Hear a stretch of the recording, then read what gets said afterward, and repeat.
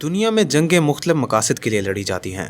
अक्सर जंगें मफादात के लिए लड़ी जाती हैं और कुछ मजहब और अकायद की बुनियाद पर भी। तारीख हमें बताती है कि एक मामूली सी गलतफहमी या कोई एक इंसान किसी जंग की वजह बन सकता है, बल्कि जंग अजीम कि जिसमें सारी दुनिया लड़ पड़े और लाखों करोड़ों लोगों का कत्ले आम हो जाए। दुनिया में अब तक 2 बार अजीम जंगें हो चुकी हैं, जिसकी वजह सिर्फ और सिर्फ मुआशी मफादात और ताकत का जुनून था।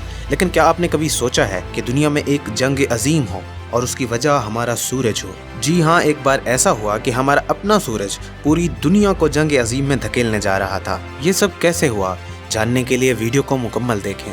1960 की दिहाई में दुनिया आज से बहुत ज़्यादा मुख्तलिफ थी। उस वक्त की दुनिया की 2 बड़ी ताकतें अमेरिका और सोवियत यूनियन के बीच कोल्ड वार यानी सर्द जंग चल रही थी।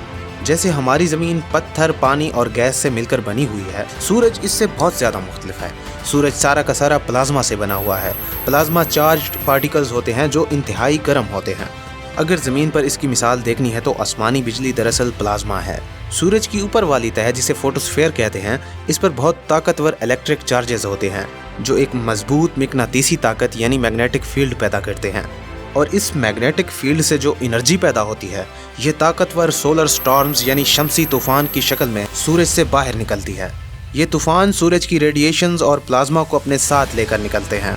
ऐसे तूफान सूरज की सतह पर हर वक्त पैदा होते रहते हैं। जब इनसे निकलने वाली रेडिएशंस हमारी ज़मीन के करीब पहुंचती हैं तो ज़मीन की अपनी मिकनातीसी ताकत उन्हें धकेलती है और ज़मीन पर असरअंदाज नहीं होने देती। लेकिन फिर भी ये ज़मीन के शुमाली और जनूबी कोने यानी साउथ और नॉर्थ पोल पर देखने को मिलते हैं। हमारी ज़मीन पर मौजूद हवा के पार्टिकल्स सूरज से आए प्लाज्मा से एनर्जी को जज़्ब कर लेते हैं और ये पार्टिकल्स सब्ज़ रोशनी की शक्ल में चमकने लग जाते हैं। लेकिन अगर ऐसा हो कि सूरज से आया तूफ़ान ज़्यादा ताकतवर हो तो हमारी हवा में मौजूद पार्टिकल्स इस एनर्जी को जज़्ब नहीं कर पाते और ये रेडिएशन ज़मीन की सतह तक पहुंच जाती हैं।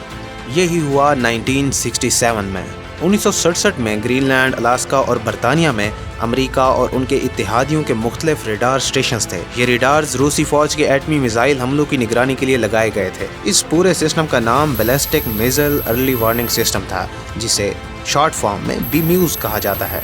इसको ऐसे डिज़ाइन किया गया था कि अगर रूस मिसाइल से कोई हमला करता तो अमेरिका तक पहुंचने से 15 मिनट पहले इसका पता लगा लिया जाता, जिसके बदले में अमेरिका भी एक एटमी हमला कर सकता था। 440 मेगाहर्ट्ज़, ये नंबर याद रखिएगा।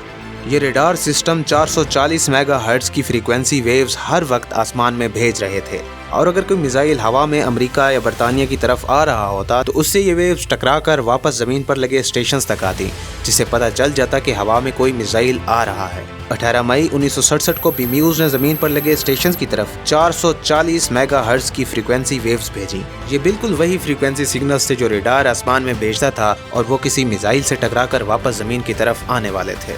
लेकिन इस बार ये फ्रीक्वेंसी रूसी मिसाइल से टकराकर नहीं आ रही थी, बल्कि सूर्य से पैदा होने वाले ताकतवर तूफान की थी। लेकिन अमेरिका ने तो यही समझना था कि रूस ने उन पर हमला कर दिया।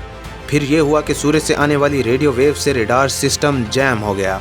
माहिरीन को यही लगा कि चूंकि मिसाइल हमला रूस ने अब कर दिया है, इसीलिए अब किसी और टेक्निक से रेडार को भी उन्होंने जाम कर दिया। अमेरिकी जंगी जहाज फौरन एटमी हथियार लेकर उड़ान भरने के लिए तैयार हो गए। रूस से कोई मिसाइल नहीं आ रहा था, मगर अमेरिकी फौज को यही लगा अगर अमेरिका इन जहाज़ों को उड़ाकर रूस की हदूद में दाखिल होकर बम गिरा देता तो यकीनन रूस भी एटमी हमला करता, जिससे पहली बार एक एटमी जंग अजीम छिड़ जाती। ये बस कुछ ही मिनटों का फैसला था जिसने दुनिया को इस हादसे से बचा लिया। अमेरिका का मौसमियाती इदारा, जो कि कुछ दिन पहले मौसम का पता लगा लेता है, उससे पता चला कि ये रिसीवर्स सूरज के तूफान की वजह से बंद हुए हैं। अमेरिका ने तकरीबन 4 मिनट तक इंतज़ार किया। जैम होने वाले रेडार फिर से चल पड़े और इन पर अब कोई सिग्नल दिखाई नहीं दे रहे थे।